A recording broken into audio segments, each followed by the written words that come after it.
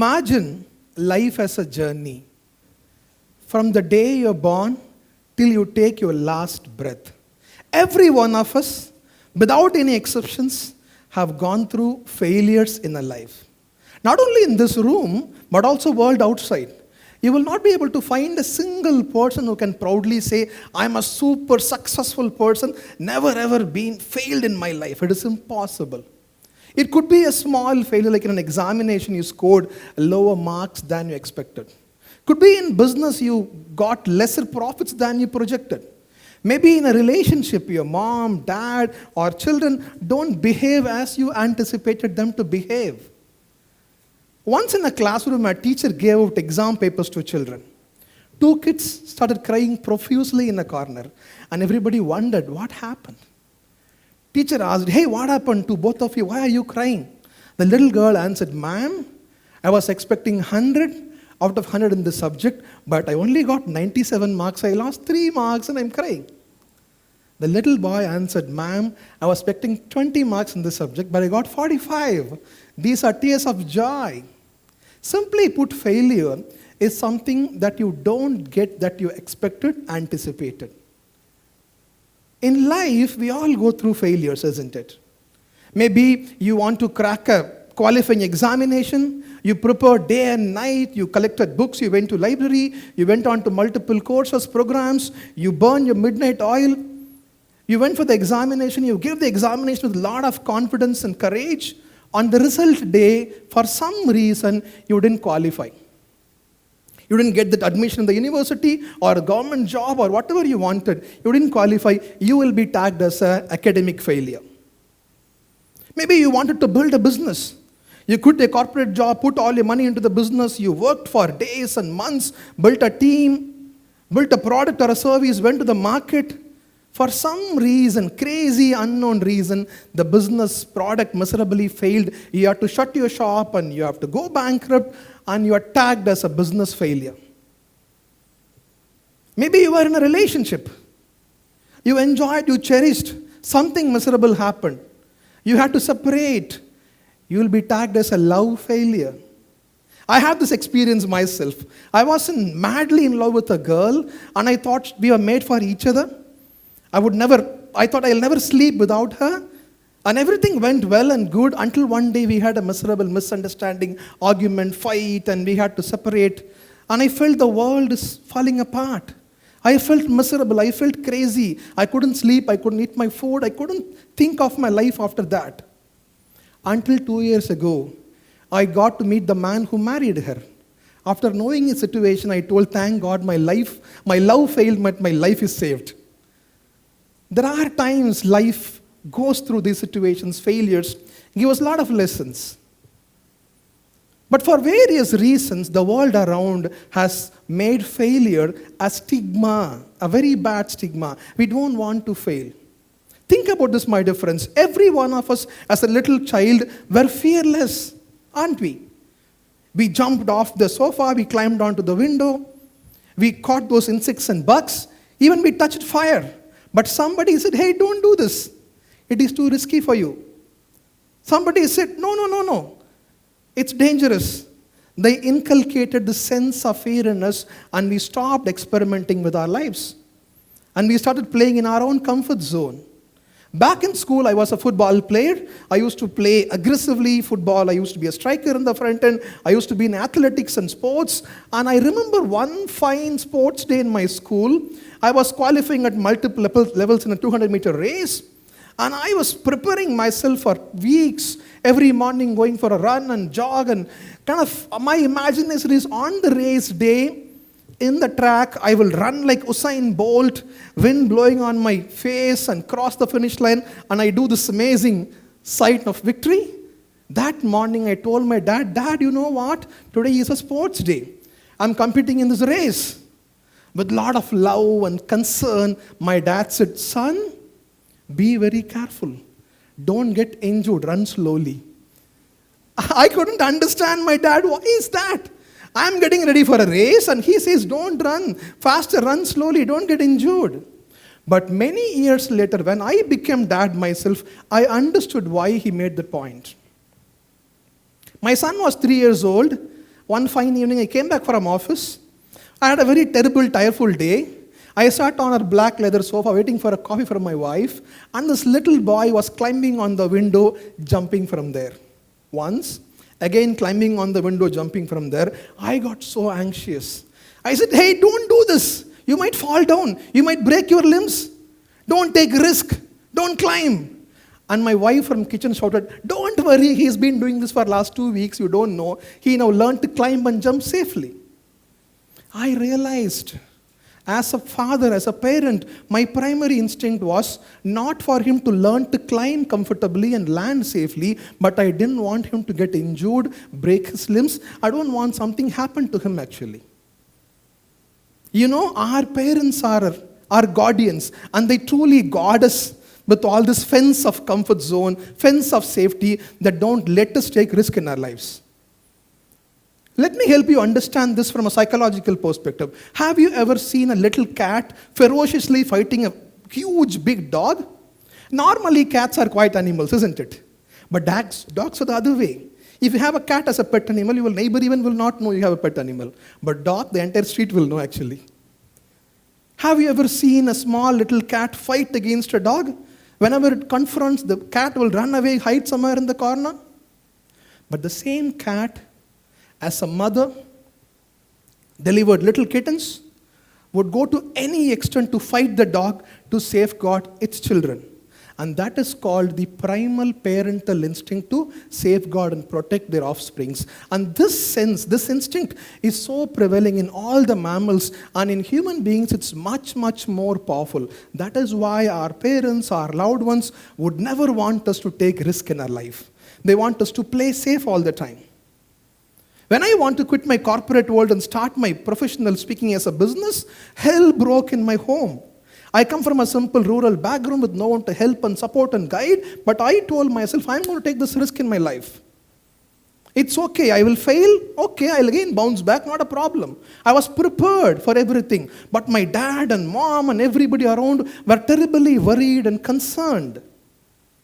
They called me and did a day-long counseling. No, look, Siva, you are a young professional, you are growing in your career, you have a son and child, you have a family to take care of. Don't quit this large company, well-paid, month-on-month paycheck for you, comfortable safety zone, settled comfortably well. And quitting the job and building a business is not that easy.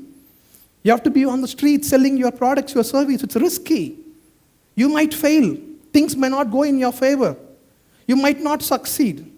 I patiently listened to every one of them. I know it all comes from genuine concern, love and affection for me actually. I listened to every one of them carefully and I told them, look, I know I'm taking risk. I'm also prepared for all adversities because this is what I want to do consciously. I'll be much more happy failing after attempting than not trying it at all. If I don't try, if I don't experiment on my dreams and passion, I'll feel miserable later on in my life for not even giving a try actually. Why is this fear of failure? Why do people have this concern, worry about failure? If you look from the psychological lens, the worry and concern is not only because of the failure itself. That is only a very small percentage. People have larger concern and worry about failure, not because failure only, but because of being judged by people around us. What if my neighbors, my colleagues, my family members, society at large judge me, evaluate me if I fail in my business, fail in my life, fail in my class, fail in my attempts? That is why we see a lot of success stories everywhere and we don't see failure stories. We don't want to embrace failures. I believe it is very important for every one of us to go through failures, experience setbacks, learn failures, learn to fail, and that will help us grow in our professional, personal journey in a much more better way. I'm going to give you 5 important reasons why you should fail. I call this A, B, C, D, E's of failure. A stands for adaptability. When you fail, when you take risk, when you do things beyond your comfort zone, you'll be able to change your ways, you'll be able to adapt, you'll build resilience in you. I was consulting with a large technology company before COVID, coronavirus, and the CEO was very adamant and said that our company is a technology company, we cannot give this work from home option for our employees. The employee said, sir, can you give at least flexibility once in a week, 1 day or 2 days? We want to work from home. We want that facility as a policy in HR department. The boss would say, no. We are a technology company. Unless everybody comes to office at 9 o'clock in the morning, sit in the stand-up meeting, scrum meeting, discuss, look at everyone personally, connect, collaborate, things will not move forward. No way we can work from home. Everybody has to come to office, was his very vehement argument. Came COVID. Now, more than 70% of his employees are remote workers. They work from home. So challenges, adversities make us adapt to new situations. It will help us build the skills of resilience in life. B stands for breakthrough. When you go through failure, when you take risk in life, when you go beyond your comfort zone, you end up getting breakthroughs in life, isn't it? You might have to find ways which you never thought normally otherwise. Because when you are in a situation with a lot of pressure to perform, to prove yourself, to reach where you want to reach, you have to really push yourself hard. You will automatically find alternate ways, better methods, better process to do what you are doing, and you will find breakthroughs. Most of these breakthrough innovations by all these great scientists and engineers have come through multiple rounds of failures and iterations. Failures will help you find breakthroughs in life. C stands for character. A sailor do not become a great sailor on a calm, quiet sea. Only when the sea is rough, there are storms and winds, waves, a sailor becomes a strong, skilled sailor. In life also, when you play your comfort zone game within your own boundary, within what you can do comfortably well, you will never become a skilled person in your life. If you want to build your skill, if you want to strengthen your character, your resilience, your resolution, you have to find ways to break and move outside and take risk and do things that you would not do in life. So failures are very powerful points that build a character. Think about any of your failure in life. Look back and see. Those are the moments where your character is built. You learn something very powerful. And the D stands for discovery. In times of failures, in times of difficulties, in times of challenges, roadblocks, we tend to introspect a lot, isn't it? When you are successful, you are in the mood of celebration all the time. You are enjoying, you are having fun, everybody is praising you, and you are on the cloud nine, and you never go back and look at what could have been better. In sports, in arts, in academics, in business, everywhere, success gives you celebration, but only failures make you contemplate, introspect. You go deep down with yourself. You analyze how you could have done better. Failures are an amazing scope for you to continuously improve, observe, understand, discover deeper sense of you, true sense of you, my dear friends.